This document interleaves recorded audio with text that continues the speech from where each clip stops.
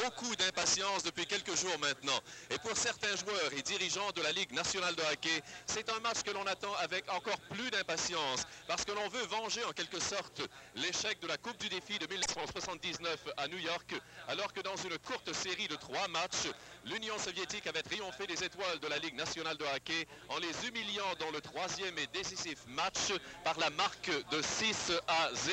Ici à Québec, Rendez-vous 87 est une série encore plus courte, mais une série où on a pu constater que les joueurs de l'Union nationale de l'Union soviétique et les joueurs également du Canada et des États-Unis de la Ligue nationale de hockey se sont préparés avec beaucoup de soins, beaucoup d'attention au cours des 2 derniers jours. Alors si vous le voulez bien, nous allons rejoindre tout de suite sur la passerelle Guy Lafleur et René Le Cavalier qui nous parlent de la formation. Merci Jean Pagé. Bonsoir mesdames, messieurs. Comme vous le savez sans doute, j'aurai le plaisir et la chance d'avoir à mes côtés Guy Lafleur et Charles Tifo comme analystes, commentateurs, observateurs. Guy, lorsqu'il s'est agi de bâtir cette équipe de la Ligue nationale, quels étaient les éléments recherchés d'abord et avant tout selon toi? Les éléments que l'équipe recherchait, je crois, c'était le côté vitesse, aller chercher les meilleurs gardiens de but possibles. C'est très, très important dans une série de 2 matchs comme celle-là. Et surtout d'aller chercher une bonne mise d'échec avant. Et ça a été atteint selon toi? Ça te plaît cette équipe? Ça me plaît beaucoup, oui. Bon. Maintenant, au cours des derniers mois, tu as eu l'occasion de rencontrer des centaines de personnes tous les jours. Quelles étaient les questions qu'on te posait le plus souvent? Et la question la plus en demande de ce temps-ci, c'est est-ce que l'équipe des Étoiles nationales va remporter la victoire? Et tu disais quoi comme ambassadeur? Bien, mais comme ambassadeur, je répondais, ça va être un match de chaque côté, mais quand même, je souhaite vraiment que la Ligue nationale gagne. Bon, ben alors on aura l'occasion d'y revenir. J'espère que tu as raison. Et là-dessus, nous allons tout de suite retrouver Gérard Potvin en compagnie de Charles Tifo. Merci René, bonsoir mesdames et messieurs. Eh bien, par son passé universitaire, Charles Tifo, entraîneur adjoint chez les Nordiques de Québec, connaît bien les Soviétiques. Et on se demande ce soir, la grande inconnue, c'est la tenue du jeune gardien de but, Beleshokhin. Oui, Beleshokhin, c'est un jeune de 20 ans. On nous dit qu'il est considéré présentement le meilleur gardien en Union soviétique. C'est un élève de Tretiak, mais c'est sa première confrontation contre les étoiles de la Ligue nationale. Donc, c'est voir comment il va réagir en face des tirs de nos étoiles. L'équipe nationale soviétique présente très peu de nouveaux visages par ailleurs. Oui, en effet, on revient avec sensiblement les mêmes formations, quoi qu'on ajoute certains éléments. Je pense au centre, Semak, le numéro 18, et 2 défenseurs, le numéro 6, Tatarinov, et le numéro 8, Gusarov, qui, semble-t-il, sont des jeunes, 21-22 ans, très prometteurs. Alors, Charles Tifo, merci beaucoup, et on va voir qu'est-ce que ça va donner dans quelques instants. Mais pour le moment, retournons à Jean Pagé. Merci Gérard, merci Charles. Alors, on vous le rappelle, mesdames et messieurs, ces 2 matchs de Rendez-vous 87 seront joués selon les règlements de la Ligue nationale, c'est-à-dire que s'il y a égalité après les 3 périodes régulières, il y aura une période de prolongation de 5 minutes et le premier but mettra fin à la rencontre. Mais il pourrait y avoir match nul et la série de Rendez-vous 87 pourrait également être nulle. Alors, il y a des absents, naturellement. 3 absents qui ne se sont pas présentés à Québec. Michael Bossy des Islanders de New York, Paul Coffey et Mark Howe sont également blessés et ne sont pas venus à Québec. Lors de l'entraînement de ce matin, lors de l'entraînement des étoiles de la Ligue nationale de hockey, Tim Kerr des Flyers de Philadelphie s'est blessé à un muscle de la cuisse, donc il n'est pas en uniforme ce soir.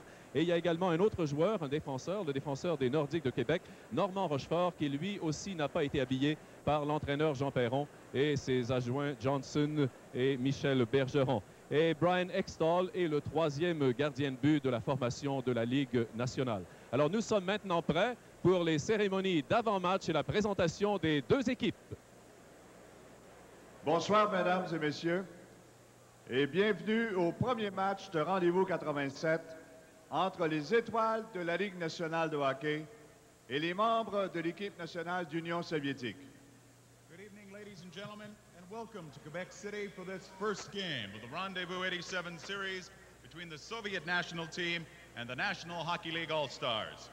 Accueillons d'abord les membres de l'équipe nationale du RSS. Let's first greet the Soviet National All-Stars. First, the goaltenders. Number 1, Sergei Milnikov.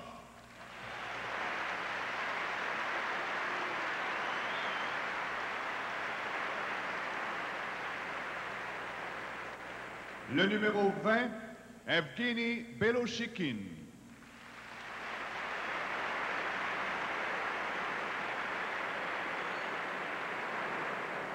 On defense, number 2 and the captain of the Soviet National All-Stars, Vyacheslav Fetisov.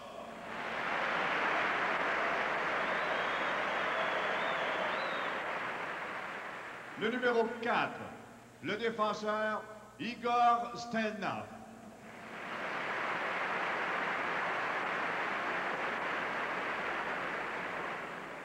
Wearing number 5, on defense, Vasily Pervukin.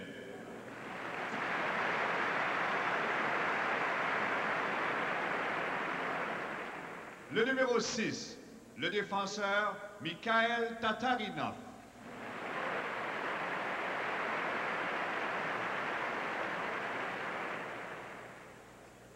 On defense, wearing number 7, Alexei Kazatonov.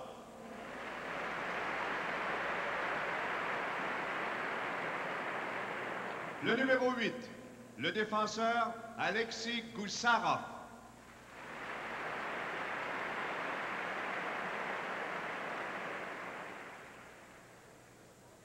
Wearing number 9, right winger Vladimir Krutov.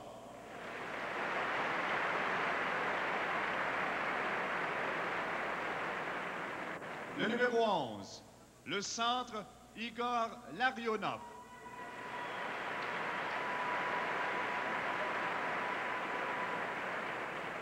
Wearing number 12, on defense, Sergei Starikov.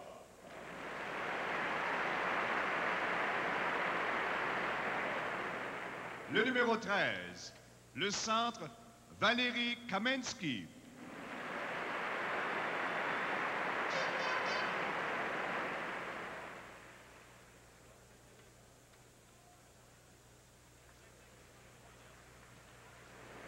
Wearing number 14, defenseman Zenatula Bilyaletdinov.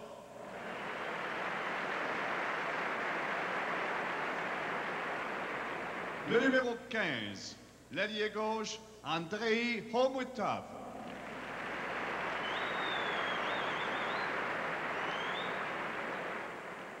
Wearing number 16, right winger Sergei Svetlov.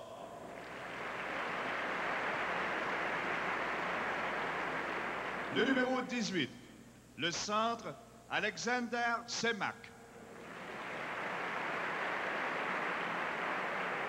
Wearing number 19, right winger Mikhail Varnakov.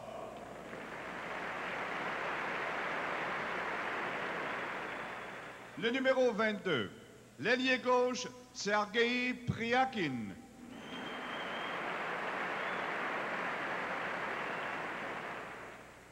Wearing number 24, left winger Sergei Makarov.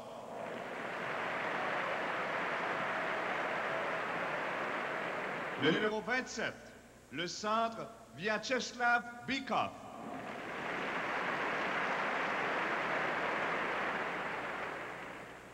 Wearing number 29, left winger Yuri Krylev.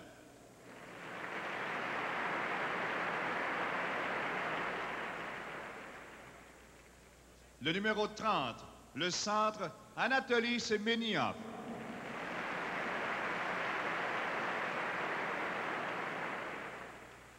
The coach and assistant coach of the Soviet national team, Viktor Tikhonov and Vladimir Yurzinov.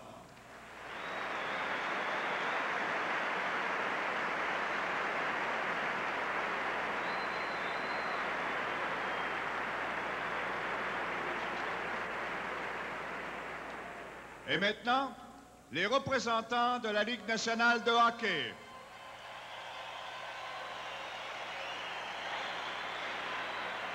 Dans les buts, le numéro 30 des Nordiques de Québec, Clint Malarchuk.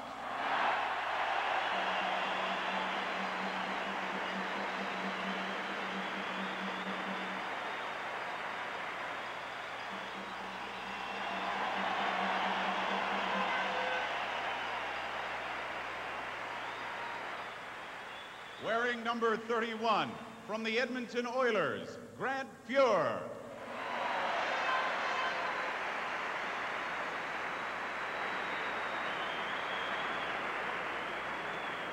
Le numéro 3 des Sabres de Buffalo, le défenseur Mike Ramsey.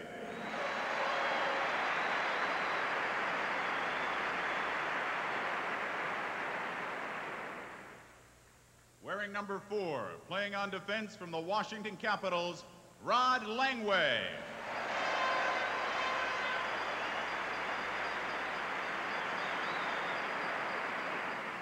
Le numéro 5 des Canadiens de Montréal, le défenseur Rick Green.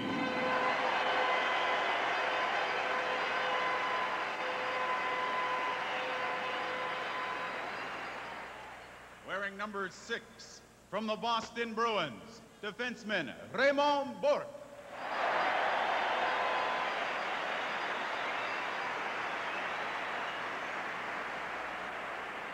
Le numéro 8 des Whalers de Hartford, le défenseur Rolf Samuelsson.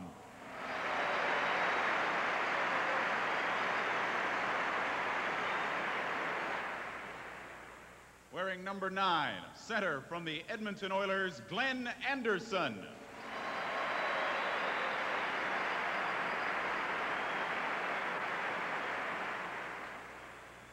Le numéro 10 des Jets de Winnipeg, le centre Dale Hawerchuk.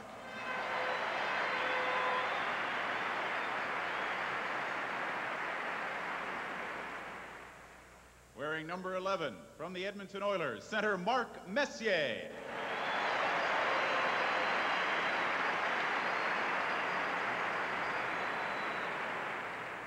Le numéro 14 des Whalers de Hartford, l'ailier droit Kevin Deneen.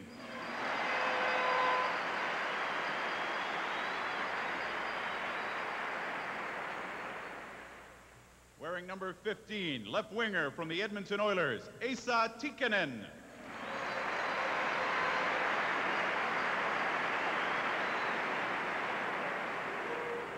Le numéro 16 des Nordiques de Québec, Michel Goulet.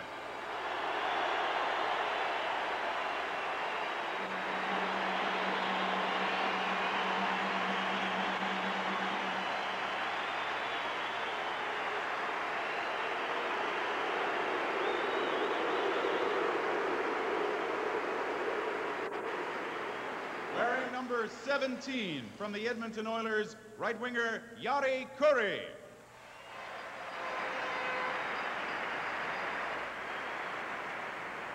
Le numéro 19 des Devils de New Jersey, l'ailier gauche Kirk Muller.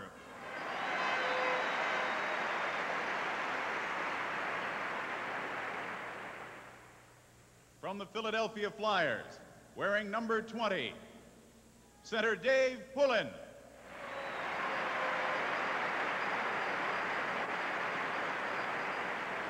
Le numéro 24 des Blackhawks de Chicago, le défenseur Doug Wilson.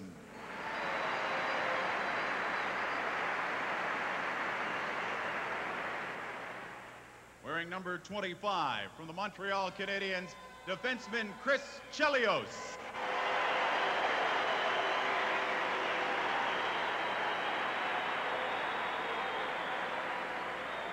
Le numéro 28 des Rangers de New York, l'ailier droit Thomas Sandstrom.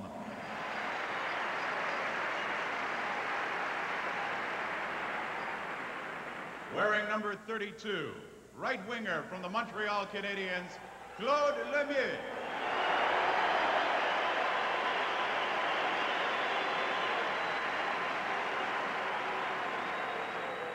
Le numéro 66 des Pingouins de Pittsburgh, le centre Mario Lemieux.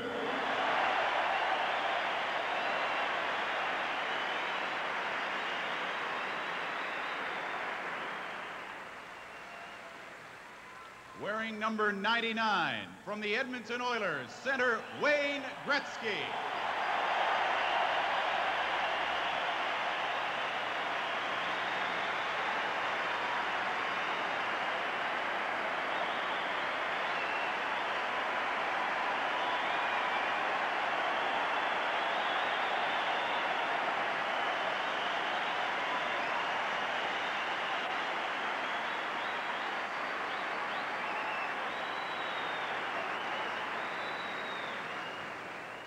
Ne joue pas ce soir from the Philadelphia Flyers, Tim Kerr and Ron Hextall. And from the Quebec Nordique, Normand Rochefort. Et maintenant, les entraîneurs de l'équipe d'étoiles de la Ligue nationale de hockey. The coaches of the National Hockey League All-Star Team, Michel Bergeron, Bob Johnson, and the head coach, Jean Perron.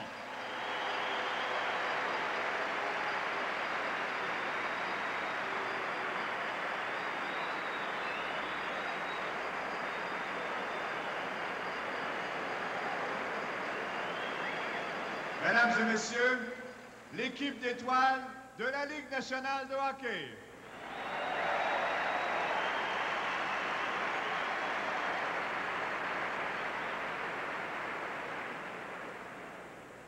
Rendez-vous 87, comme on vient de le voir, lors de la présentation des joueurs, se veut le rassemblement des représentants de 3 grandes nations, l'Union soviétique, les États-Unis et le Canada.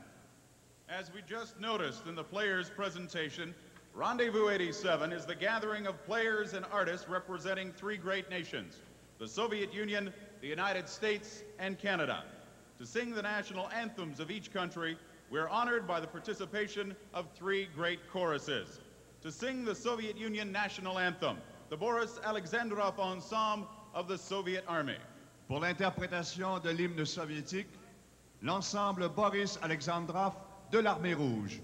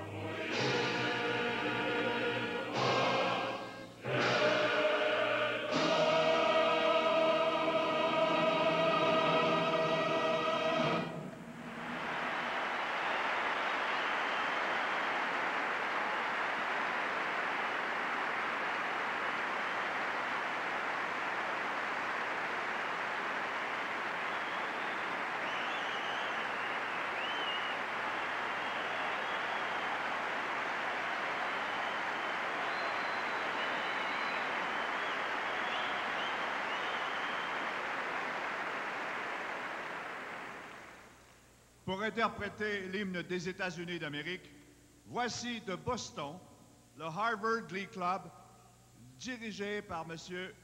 Jameson Marvin. From Boston, the Harvard Glee Club will now perform the national anthem of the United States of America, directed by Jameson Marvin.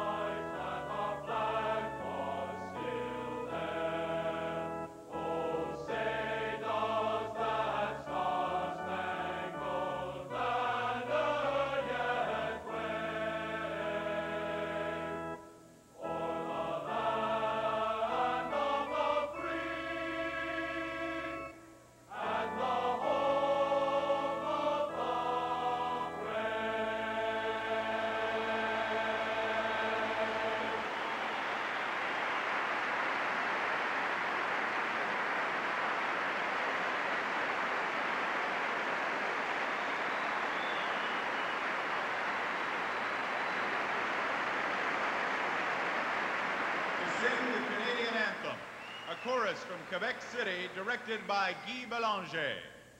Le chœur de Rendez-vous 87, dirigé par M. Guy Bélanger, interprétera maintenant le Haut-Canada.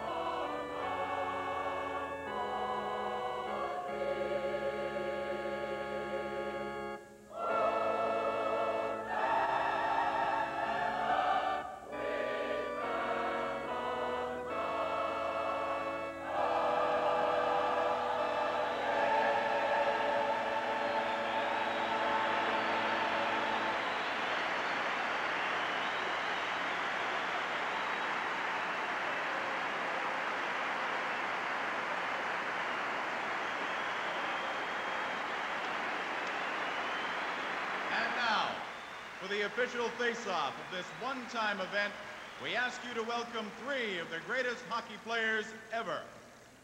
Pour faire la mise au jeu officielle de cette série tout à fait unique, nous invitons maintenant 3 des plus grands joueurs de l'histoire de notre sport national. Tous 3 ont marqué leur époque et écrit dans leur pays respectifs les plus belles pages de l'histoire de notre sport national au Canada, aux États-Unis et en Union soviétique. They are part of the hockey legend in the Soviet Union, the United States, and Canada. Ladies and gentlemen, mesdames et messieurs, let's greet Vladislav Tretiak, Gordie Howe, and Jean Béliveau.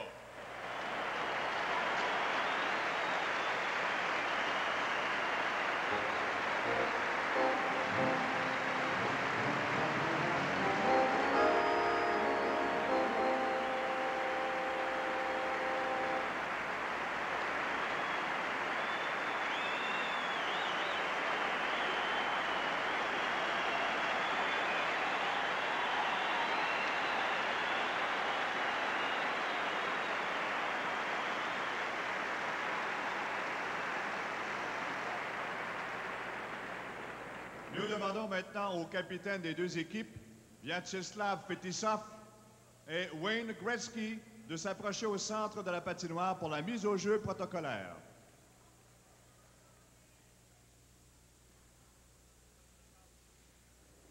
As goes the tradition in international competition, the captains exchange their respective emblems. Comme le veut la tradition, les capitaines des 2 équipes s'échangent maintenant les emblèmes officiels des 2 formations.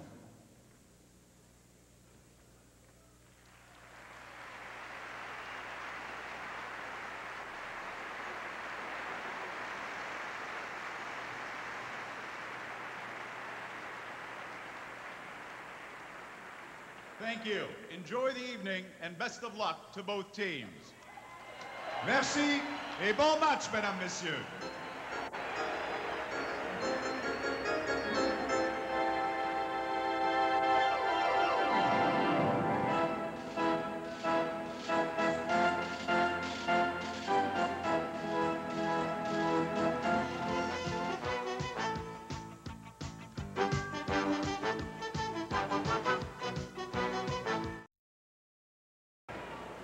C'était pour Gretzky qui arrivait au bon moment sur la patinoire.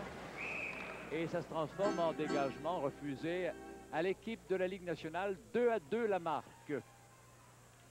Eh bien, c'est Mme Mulroney, aux côtés du président de le grand organisateur, Marcel Aubu. Oui, je pense qu'il faut lever. Et le premier ministre qu'on aperçoit maintenant,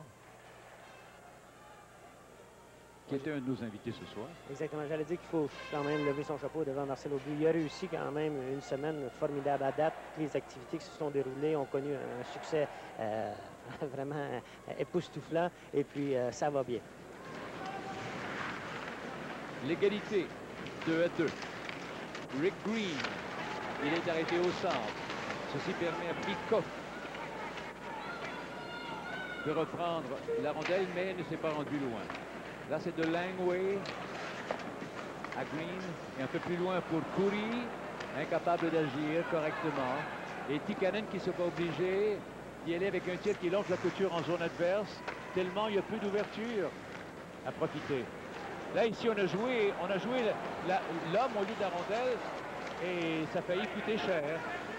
Mauvais calcul de la part du défenseur de la Ligue nationale, le défenseur gauche.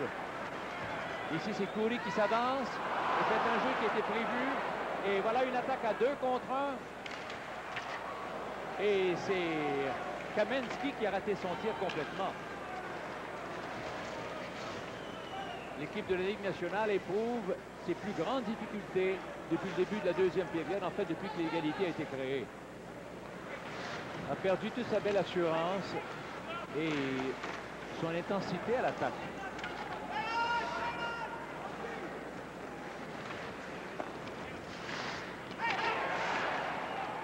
Une sortie de zone exercée finalement par Samuelsson. Et voilà la passe prise par Howard Chuck devant le filet. Et un arrêt époustouflant de la part de Beloshikin. Parce que je trouve, René, depuis le début de la troisième période, il faudrait y revenir, je m'excuse. C'est une pause qu'on doit faire. Voilà l'attaque de la Ligue nationale. La passe de Howard Chuck et le but! Kevin Dineen posté devant le filet. Il n'a donné aucune chance au gardien. Oui, juste avant l'arrêt de jeu, un peu la même situation s'était produite. Howard Chuck avait tenté de rejoindre Dineen, mais on avait pu marquer. Mais cette fois-ci, ça y est, c'est Howard Chuck qui remet très bien à Dineen. Même si Dineen était surveillé par un joueur soviétique, il a quand même réussi à pousser cette rondelle sous Beloshikin. Donc le jeu a été amorcé par Book à la ligne 2. Et à ce moment-là, Howard Chuck lui s'empare de la rondelle et la remet, si vous voulez, c'est Howard Chuck qui l'a remis au joueur qui était posté dans le coin. Et Dineen, lui, n'a manqué aucune chance. Un but très important en ce début de période. Donc, si sans hésiter, Dineen frappe cette rondelle, qui donne aucune chance à Beloshikin. À 5 minutes et 3 secondes. Eh bien, Dineen n'en était pas à son premier travail du genre.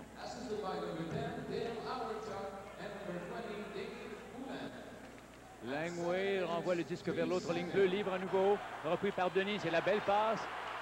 Et le tir de Poulin a été touché par Kazatonov. Alors, c'est une autre rondelle perdue. Avec 12 minutes 35, Guy Lafleur, là, tu peux terminer ta pensée. Oui, tantôt, je voulais dire qu'au début de la première période, au début de la troisième période, ce que les joueurs de l'équipe de la Ligue nationale faisaient, c'est qu'ils se débarrassaient trop vite de la rondelle. Au lieu de la contrôler dans la zone adverse, on lançait dans le coin des zones, il n'y avait personne. C'était facile pour les joueurs des Russes de s'organiser et de partir à nouveau. Chose certaine, Charles, c'est qu'il ne faut pas faire de passe à l'aveuglette, hein? Absolument pas. Puis c'est drôle, pendant les 6 ou 7 premières minutes, tu l'as mentionné, les Russes semblaient avoir priorité. Puis là, paf, on réussit à aller chercher un but du côté de la Ligue nationale. Ça, une passe faite sans savoir où elle va. Les Russes ont cette faculté-là qui leur est propre de pouvoir jouer par anticipation. Un peu plus loin, se dispute la rondelle à 4 sur la clôture. Et finalement, on a réussi à l'arracher à Pervoukin. Jusqu'en territoire des Soviétiques, là où ils sont refoulés. Et maintenant, c'est la remise du côté gauche. Varnakov, la dernière passe. Et le beau but Oh, quelle percée! Semenov, une force de la nature. Il s'est faufilé entre les deux arrières comme s'il n'était pas là. Et ensuite, dans sa charge, a fait un petit geste pour attirer légèrement Four vers lui. Oh, mais cette charge, avec ce qui vient d'arriver, peut peut-être lui coûter le fin du match, peut-être le match suivant, parce qu'il a donné violemment contre le poteau du filet. Puis une chance que justement les ancrages sont petits maintenant, que le filet se dégage assez rapidement, mais il semble quand même pas mal averti. Il a frappé violemment contre ce poteau de tige, et puis ça a surveillé son verra dans la mêlée. Donc, très belle passe qui coupe entre les défenseurs. Et puis, Semenov fait tout simplement une feinte ramenée sur son côté droit. Ça donne aucune chance à Fear à ce moment-là. Et c'est tout de suite après, en trébuchant, qu'il frappe violemment la tige. C'est leur spécialité, celui qui se détache et qui reçoit la passe au même moment à la ligne bleue adverse. Si l'attaquant ne vient pas prêter main forte au défenseur, c'est peine perdue, comme on l'a vu. C'est celui qui a fait faire cette chute à Kamensky. Alors voilà, le Finlandais Tikkanen, chassé pour 2 minutes. En direct dans du Colisée de Québec, c'est Rendez-vous 87. Il a marqué 27 buts au cours de l'année. C'était une des belles découvertes de la saison jusqu'ici. Mais là, évidemment, il s'y est mal pris. Oui, et puis, disons que là, les gens ont quand même hué la décision de Morozov parce qu'on croyait que le joueur soviétique avait plongé, comme on dit en termes.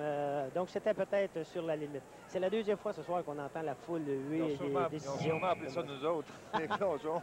Ça, t'as raison, Guy. Eh bien, voilà. La Ligue nationale s'attend bien à essuyer une petite tempête tout au moins. Et là, ici, au centre de la glace, c'est un jeu de Komutov. La passe sera du côté droit jusqu'à Kamensky. Le tir était raté considérablement. Kamensky va d'une autre tentative en faveur du défenseur Starikov. On bataille sur la clôture. Voilà, maintenant, un joueur qui se détache. Starikov qui va d'une passe réussie. On joue près de la clôture. Et là, ici, c'est pour Stelnov, mais on l'a vu d'abord passer dans le vide. Et ceci va permettre à Gretzky d'y aller avec une tentative de dégagement, mais il a raté son coup complètement.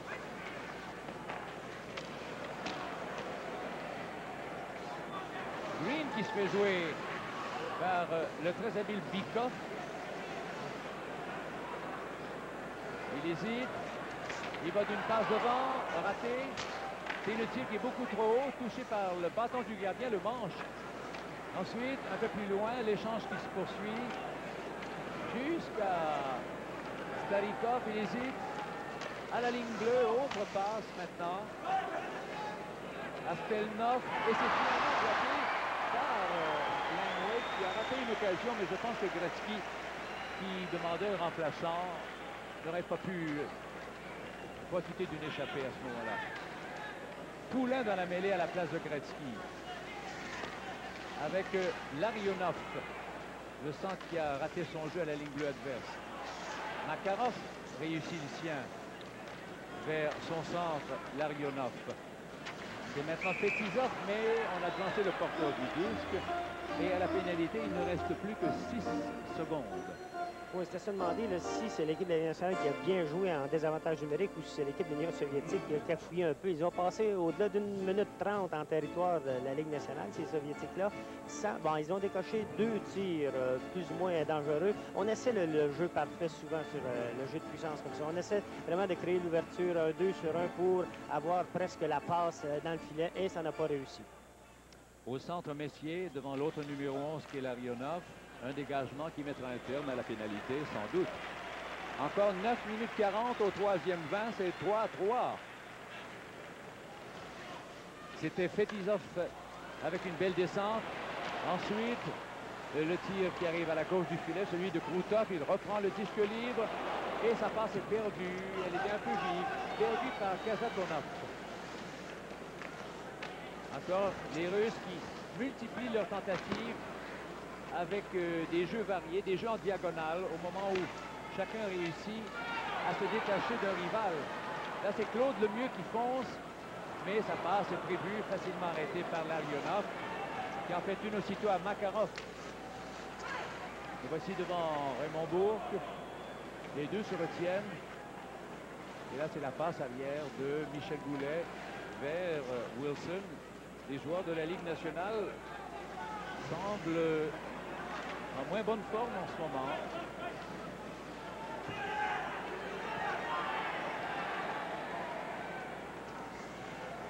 Semble éprouver un peu plus de fatigue que l'autre équipe.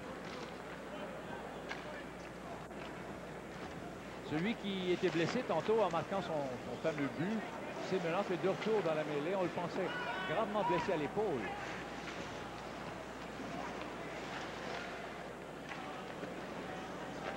Les Russes dominent. La Ligue nationale a mis du temps, sauf pour le but de Denis. La troisième période appartient aux Soviétiques pleinement. À Semenov, il dépend avec cette passe à Svetlov, son allié droit, entraîné difficilement sur la clôture par Langway. Et finalement, la rondelle libre prise devant le filet par Tikkanen, qui choisit de faire une passe au centre. Et en voici une pour Khoury, mais il se fait arracher le disque par Tatarinov, le plus jeune joueur de l'équipe adverse. C'est saisi à la ligne bleue par Green. Il n'arrive pas à se détacher d'un poursuivant. Aussitôt, les Soviétiques reprennent le contrôle de la rondelle. C'est Priakin, celui-là, qui la perd aux mains de Green. Green qui sera obligé de revenir sur ses pas. Personne n'ayant réussi à se découvrir. Tikkanen, trop tard. Ensuite, pour le Soviétique au centre, Semak. Par derrière le filet, c'était de Bourque à Ramsey. Et la dernière passe interceptée au centre par Bilialetdinov. Et voilà maintenant un jeu pour Gretzky. Et un autre pour Yari Khoury. Le tir est bloqué. Et le retour est renvoyé juste à l'autre bout. Et le geste est refusé comme il se doit. Rendez-vous 87 se poursuit dans quelques instants. Eh bien, Guy, les Soviétiques restent fidèles à eux-mêmes, parviennent à hausser leur rythme. Et on voit beaucoup d'intensité de la part des Soviétiques. Ils n'ont pas lâché de tout début de la troisième période. Pour l'équipe de la Ligue nationale, Messier au centre, devant Bykov. Bykov, le numéro 27, joue avec Kamensky, 13, et Komutov, 15. Deux parmi ceux en qui on fonde de très beaux espoirs. La relève, quoi. Anderson est à l'aile droite, Messier au centre. Et la passe est ratée lorsque Bourque s'était avancé du mauvais côté.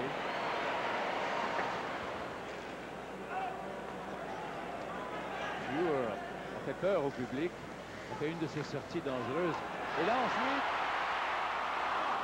une sortie de Belochikin qui lui sauve la vie devant Messier. Il avait attiré vers lui, mais le gardien a eu le dernier mot dans l'échange. Et là, voilà maintenant une attaque à 3 joueurs contre 3. C'est perdu par Messier et tout est à recommencer. Le tir de Bourque arrive à la droite du filet et le retour est pris par Stelnov. Simple remise au centre. Rod Langway de Washington. Rick Green des Canadiens. Et voilà ce qu'on est obligé de faire pour apporter des changements.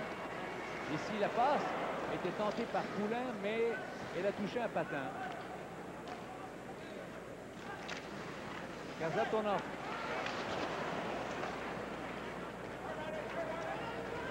Langway à la poursuite de la rondelle. Il doit s'arrêter vivement derrière ses buts.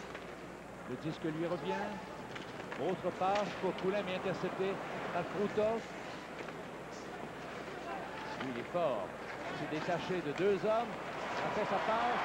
Et ensuite, Pure qui a résisté devant l'élan de Makarov. L'équipe de la Ligue nationale qui en a plein les bras.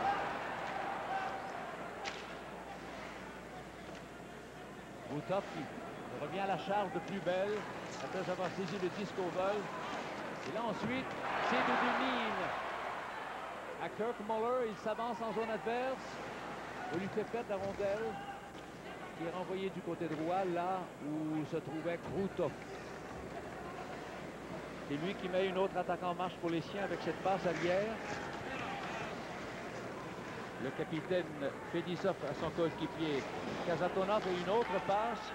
Difficile de suivre les élans des Soviétiques tellement leur jeu est fait avec toutes sortes de variantes. Et au dernier instant, le gardien Pure a vu apparaître la rondelle. Il avait nettement la vue voilée alors. 4 minutes 15 secondes encore au 3e 20. L'égalité demeure à 3-3. S'ils retrouvaient leur forme graduellement et de plus en plus toujours en puisant au fond d'eux-mêmes. On a vu ici Messier qui se fait, si vous voulez, défier par Belochikin qui a bien sorti de son filet. Cette fois-ci, c'est Fier qui reçoit un tir venant du numéro 5, Pervukin, et qui l'a vu et a aperçu cette rondelle-là à la toute dernière minute et après l'arrêt.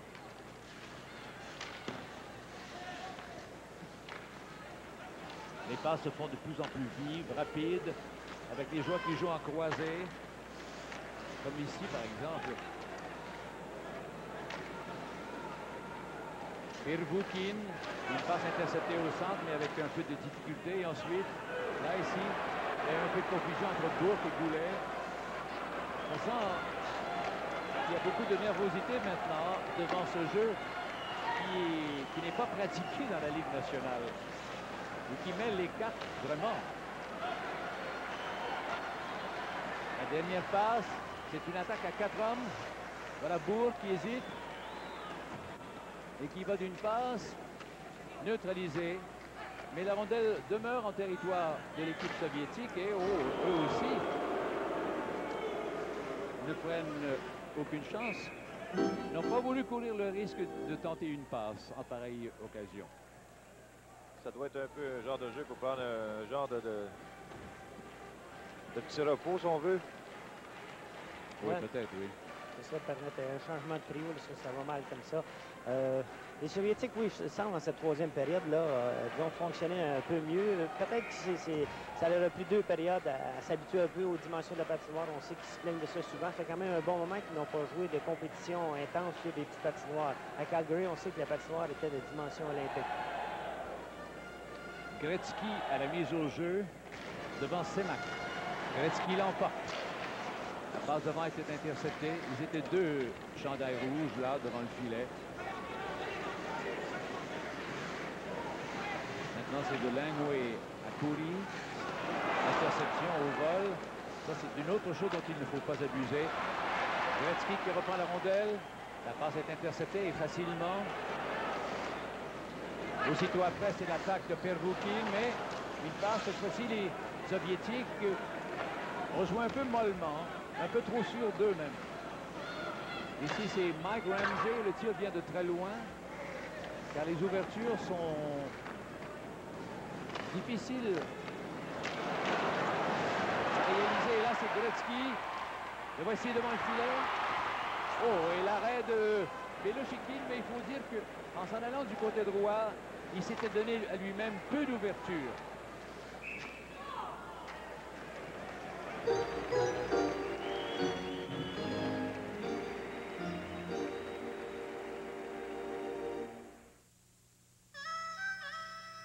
J'y ai dit, aujourd'hui, mon gars, quand on pense essence, on pense autrement. Ce qu'il te faut, c'est une essence qui nettoie.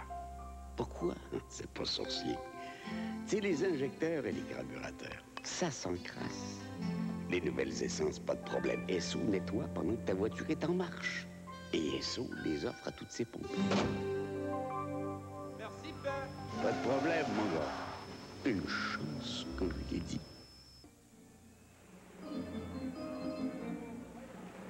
Eh bien, Charles, on pensait En le voyant l'exercice ce matin. On le voit ici, Gretzky, c'est le défenseur Gusarov qui a goûté la médecine de Gretzky et il s'est présenté quasiment ça devant Belushkin.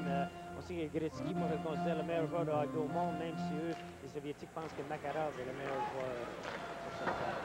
J'allais mentionner qu'on pensait que Bourque ne participerait qu'aux attaques à 5, mais là, on le fait jouer de plus en plus fréquemment.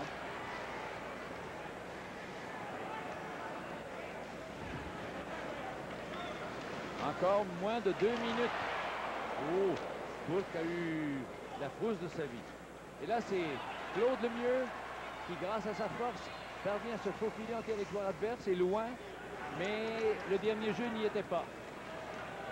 Contre-attaque menée du côté droit par les Soviétiques et le beau jeu de Doug Wilson. Ensuite, Mario Lemieux, il va d'une passe qui est interceptée à la ligne bleue par Kazatonov.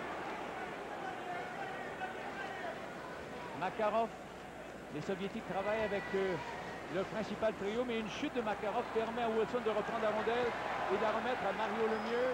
Le voici en zone adverse. Et le but! Mario Lemieux, typique de ses belles performances. Oui, qui d'autre que lui, en fait, on ne l'avait pas tellement vu ce soir. On sait qu'il vient d'une blessure, mais là, il a fait un jeu là, vraiment spectaculaire. Il est entré en territoire ennemi, a retenu la rondelle, a attendu, a laissé les Soviétiques, les défenseurs de plus se compromettre. On voit ici, il longe la ligne bleue, il fait une feinte de décocher un tir, retient la rondelle, et la deuxième fois, là, il va avec un tir, et Belushkin n'a aucune chance. Très belle pièce de jeu. Moi, Charles, j'ai eu peur pour le hors-jeu. Oui, c'était serré, mais ce qu'il faut retenir, je crois, c'est Poulain qui a coupé devant le défenseur pour former un genre d'écran, et le mieux en a profité pour faire une feinte, ce qui a obligé Belushkin probablement à réagir, et puis la deuxième fois, il était trop tard, le gardien était déjà accroupi en genre papillon, et la rondelle a passé juste au-dessus de la jambière. Très beau but de Mario Lemieux. Mario Lemieux, assisted by number 24, Doug Wilson. Là, ici, c'était la réaction, la joie, si vous voulez, parce qu'à 1 minute 15 comme ça, avec un quatrième filet, ben, la victoire est quasi acquise. Encore 1 minute 10. Une passe ratée par les Soviétiques. Ça semblait dangereux. Ils sont là avec leur principale formation. Larionov, une passe interceptée partiellement par Denine. Le disque est repris du côté gauche par Makarov. Il revient sur ses pas. Oh, le dernier jeu, c'est Rick Green. Grâce à lui, l'équipe de la Ligue nationale, pour l'instant, a la vie sauve, mais ça a été on ne peut plus serré. A remarqué qu'on ne retire pas le gardien de but. Le gardien de but est encore dans sa cage. Et c'est repousser cette rondelle en territoire de l'équipe de la Ligue nationale avec encore 25 secondes. Une sortie qui arrive jusqu'en territoire adverse. 18 secondes. Fetisov, le capitaine à l'origine, peut-être d'une dernière attaque à son coéquipier Kazatonov. 8 secondes. Larionov, une passe interceptée au centre. Et là, c'est remis en territoire adverse par Marc Messier. Ce sera la fin du match. Eh bien, l'équipe de la Ligue nationale qui l'emporte grâce à ce but de Mario Lemieux. Très belle performance, en fait, des deux équipes. Moi, je crois que ça rend justice. Je crois que l'équipe de la Ligue nationale a gagné 2 périodes, au moins bien joué pendant 2 périodes. La troisième, il y a eu un relâchement, mais en fait, je pense que la victoire est méritée. Mais je crois que c'était très difficile pour chaque équipe de ressortir de ce match-là. Guy Lafleur, tout le monde se réjouit pour Mario Lemieux. Si sa condition physique le lui permettait, il se devait à lui-même, tu l'as dit, je le sais à plusieurs reprises, il se devait à lui-même de se permettre de connaître cette merveilleuse expérience. Ça devait lui-même et aussi, je crois, tous ses coéquipiers aussi qui ont été choisis. Mario Lemieux a été choisi, ça devait être public, il a été nommé premier. Je crois que c'est très le fun de le voir, surtout ce soir. Et peut-être qu'il ne joue pas à 100%, mais quand même, c'est le but de la victoire qu'il compte.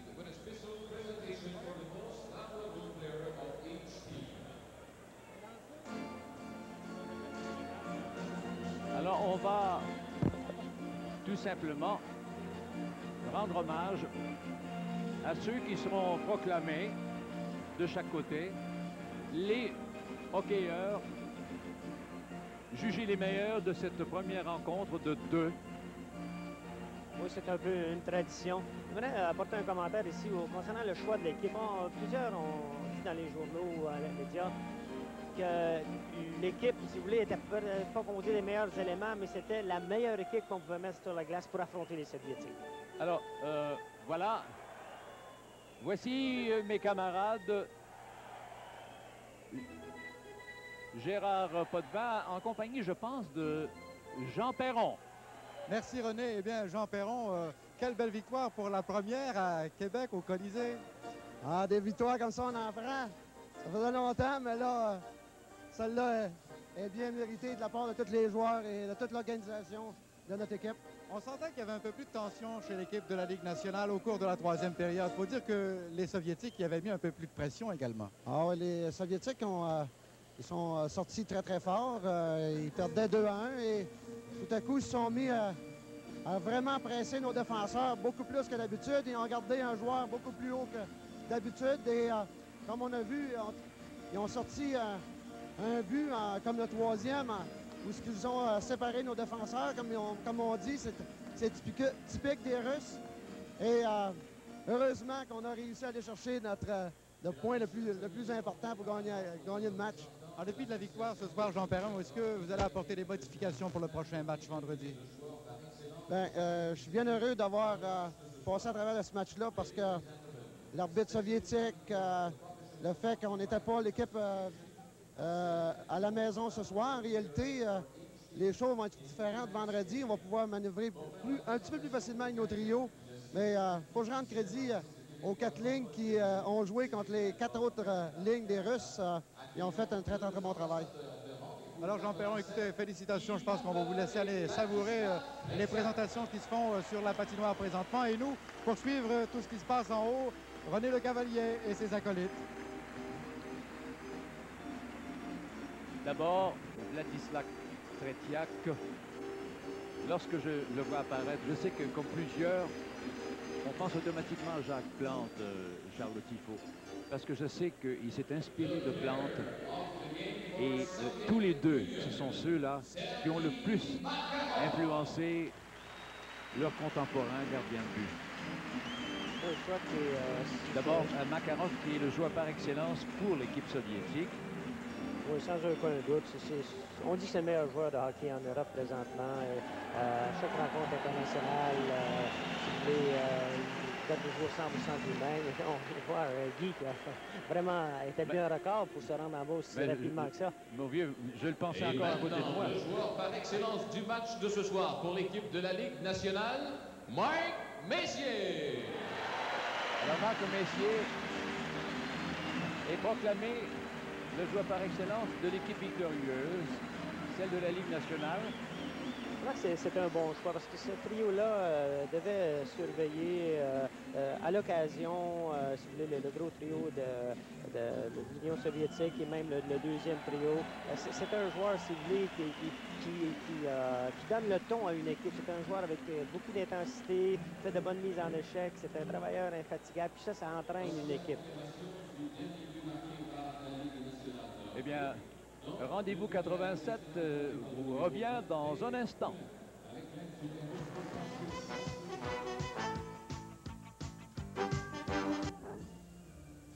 Charles Tifo, moi j'aimerais savoir ce qui vous a le plus frappé, qui vous a impressionné ou déçu. Enfin, on s'attendait à quoi en général chez vous? Et est-ce que ça s'est produit selon vos désirs? Ben, disons, moi, je m'attendais à un match serré, puis à une série serrée, en fait. Puis le match a été serré jusqu'à la fin.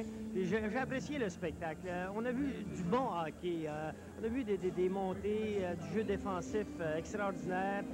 On n'a pas vu d'accrochage ou de choses qui n'ont pas leur place dans le hockey. Donc, pour moi, c'était vraiment un match intéressant.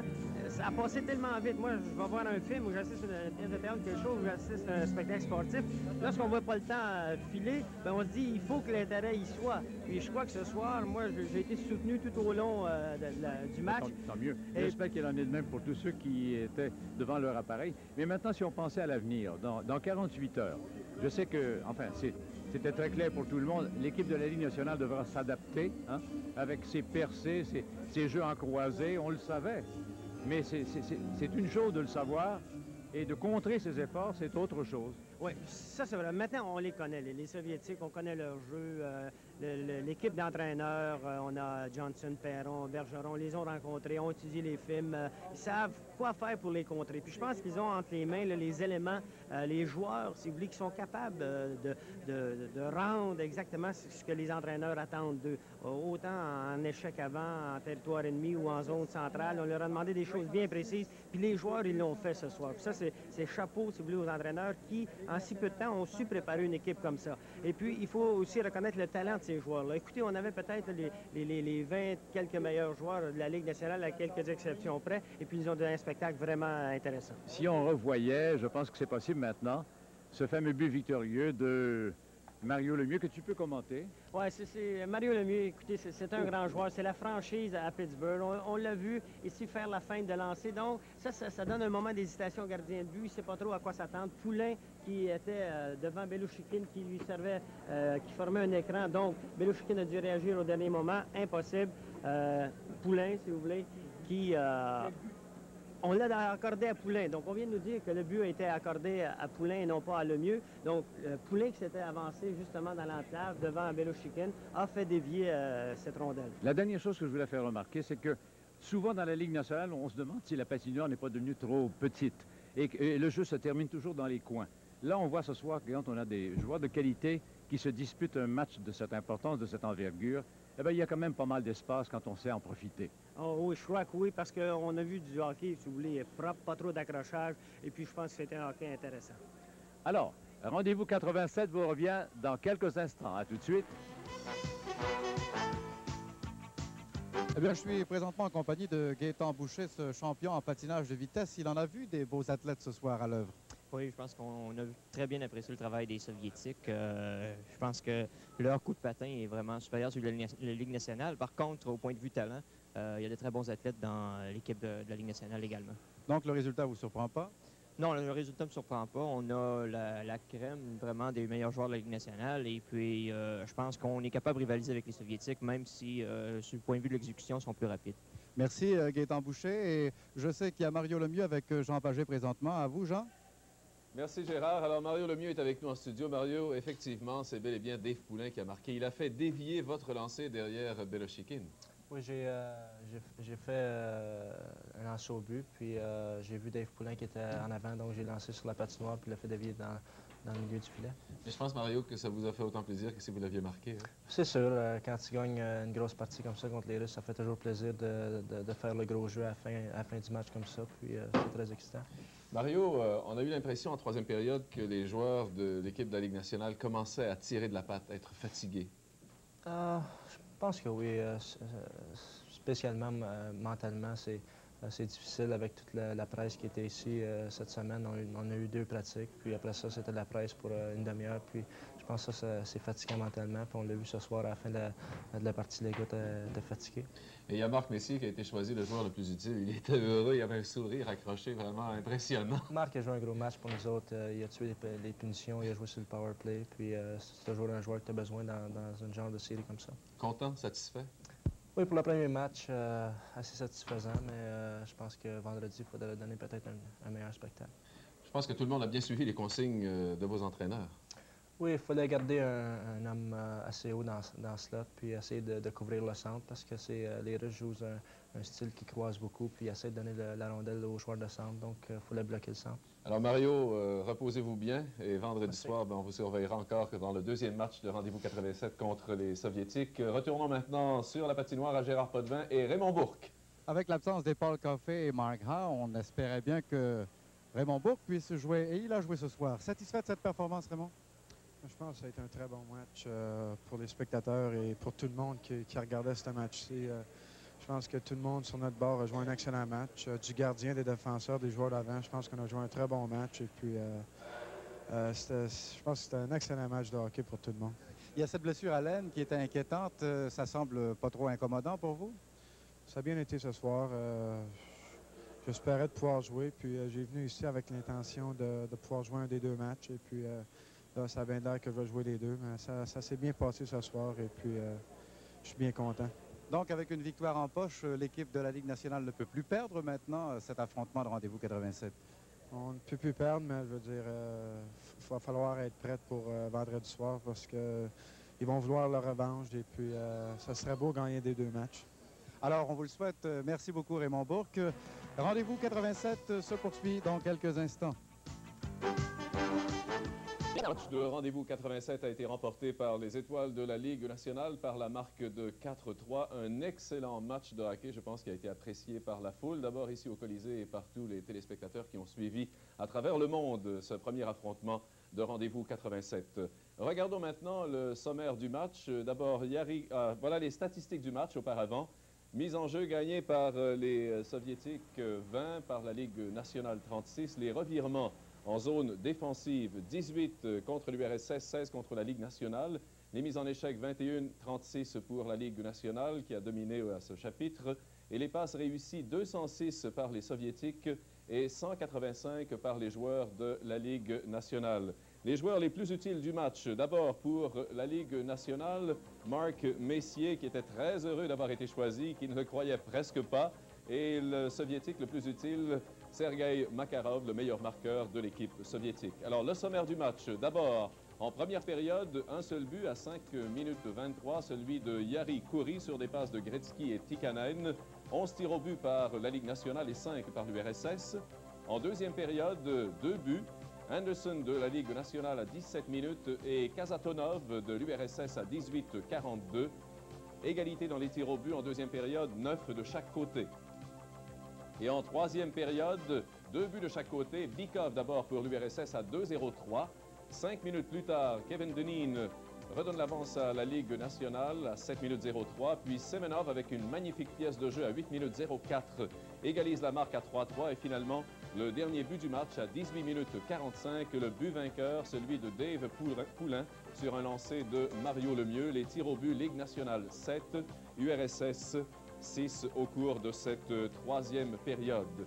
Notre prochain rendez-vous de rendez-vous 87, c'est le défilé de demain soir, défilé qui empruntera les rues de la ville de Québec, dont le thème est le hockey et qui vous sera présenté à 23h15 avec quelques heures de différé à l'antenne de la télévision de Radio-Canada. Et notre prochain match, naturellement, vendredi à 19h30, en direct du Colisée de Québec, le deuxième match de rendez-vous 87.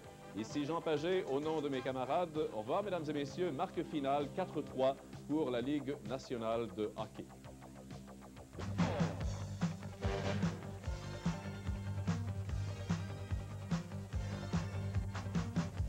Rendez-vous 87.